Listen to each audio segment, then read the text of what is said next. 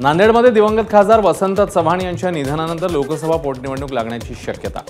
रवींद्र चव्हाण यांना उमेदवारी देण्याचा काँग्रेसचा ठराव।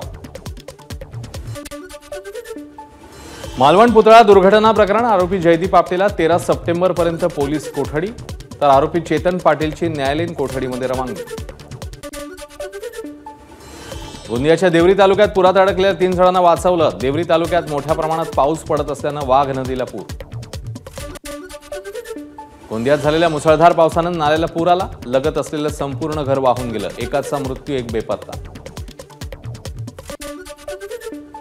नवी मुंबईतील सीबीडी पोलीस ठाण्यात घुसला भला मोठा अजगर।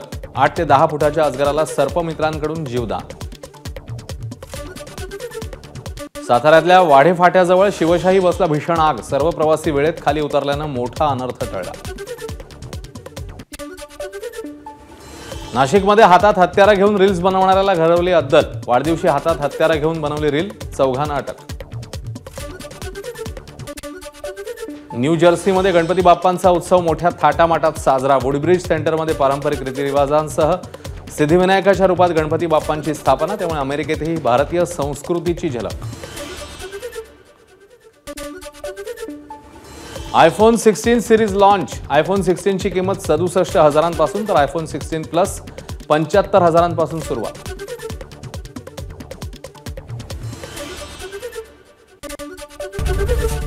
एबीपी माझा, उघडा डोळे बघा नीट।